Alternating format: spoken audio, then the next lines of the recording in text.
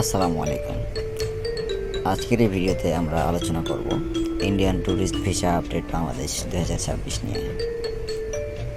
যদি আপনি বাংলাদেশ থেকে ভারতে ট্যুরিস্ট ভিসায় যাওয়ার পরিকল্পনা করে থাকেন তাহলে এই ভিডিওটি আপনার জন্য খুবই গুরুত্বপূর্ণ, কারণ আজ আমি দেখাবো ইন্ডিয়ান ট্যুরিস্ট ভিসা বর্তমানে চালু আছে কিনা, নতুন কোনো অফিসিয়াল আপডেট এসেছে কিনা, আবেদন করার নিয়ম, কী কী কাগজপত্র লাগবে এবং প্রসেসিং সম্পর্কে গুরুত্বপূর্ণ কিছু তথ্য।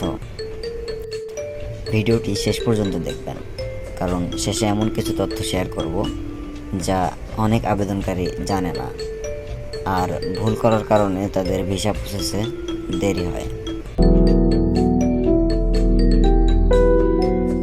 দীর্ঘ প্রায় 2 বছরের একঘেয়েমি আর অপেক্ষার অবসান ঘটিয়ে অবশেষে খুলে গেল বন্ধু রাষ্ট্রের দুয়ার। সীমান্তের ওপারে প্রিয়জনের সান্নিধ্য, প্রিয় কোনো শহরের অলিগলি কিংবা বরফ ঢাকা পাহাড়ের হাতছানি, সবকিছুই এতদিন আটকে ছিল এক অদৃশ্য দেয়ালে।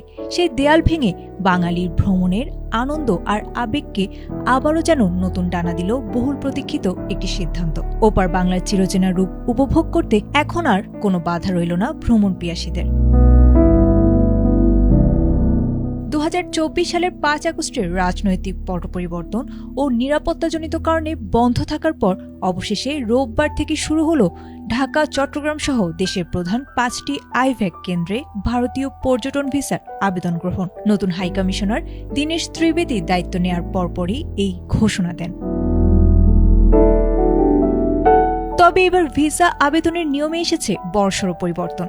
এখন থেকে আইভ্যাকের সশরীরে যাওয়ার অন্তত একদিন আগে অনলাইনে বুক করতে হবে অ্যাপয়েন্টমেন্ট স্লট। প্রতিদিন দুপুর 2টা থেকে বিকেল 4টা 30 মিনিটের মধ্যে নির্ধারিত পোর্টালে মূল আবেদনপত্রের PDF ফাইল আপলোড করে ইমেইল ও মোবাইলের OTP দিয়ে সাইন আপ করতে হবে। এরপর সন্ধ্যা 6টায় স্লট উন্মুক্ত হলে লগ ইন করে পরের দিনের অ্যাপয়েন্টমেন্ট নিশ্চিত করতে হবে।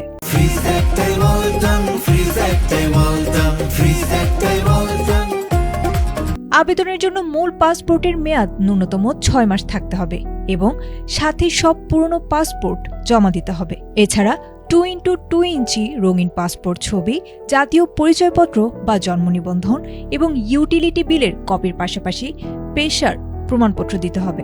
আর্থিক সক্ষমতার প্রমাণ হিসেবে লাগবে $150 এন্ডোর্সমেন্ট বা হালনাগাদ ব্যাংক স্টেটমেন্ট। ট্যুরিস্ট ভিসার কোনো সরকারি ফি না থাকলেও অ্যাপয়েন্টমেন্টের সময় অনলাইনে পরিশোধ করতে হবে $1,500 আইভ্যাক প্রসেসিং চার্জ। কর্তৃপক্ষ জানিয়েছে, অনলাইনে একবার ফর্ম জমা দিলে আর সংশোধনের সুযোগ থাকবে না। তাই সব তথ্য একাধিকবার যাচাই করার এবং ভবিষ্যতের জন্য ওয়েব ফাইল নাম্বার সংরক্ষণ করার পরামর্শ দেওয়া হয়েছে। আবেদন জমা দেওয়ার পর ভিসা প্রসেস হতে ন্যূনতম 3 কার্যদিবস সময় লাগতে পারে বলে জানা গেছে।